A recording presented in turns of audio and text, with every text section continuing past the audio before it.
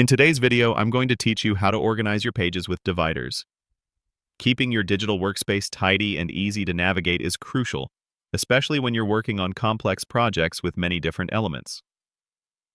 Today, we're going to look at a simple yet highly effective trick to visually separate and organize your pages using dividers directly within your page list.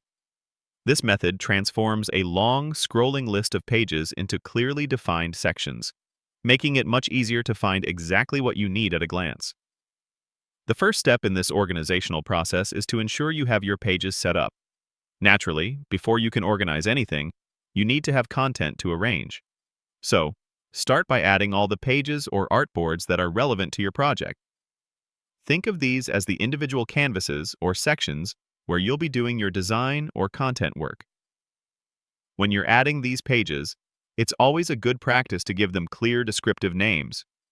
For example, instead of page 1, page 2, you might use home page layout, product details, or user flow diagram.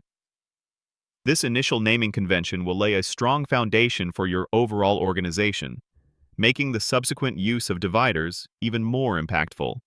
You typically find the option to add a new page or artboard within the sidebar or main menu of your design tool, often labeled something like Add Page or New Artboard. Once you click it, a new entry will appear, ready for you to customize its name and content. Now, once you have a collection of pages, we'll introduce the divider. This isn't a special built-in divider feature, but rather a clever use of page naming conventions that creates a visual break. To create a divider, navigate to where your pages are listed, usually in a left-hand panel. You'll want to add a new page, just as you would for any other page, but instead of giving it a descriptive name for content, you're going to type a series of simple characters.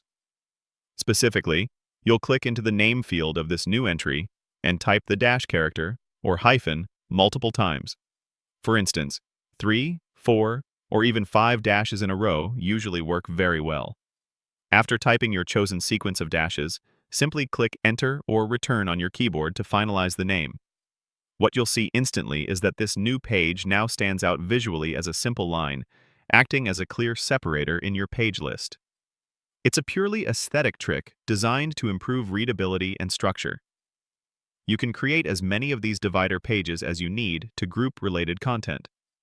For example, you might have one divider titled Core Screens, followed by all your primary UI designs, and then another divider, User Flows, before a set of pages outlining user journeys. The key is consistency.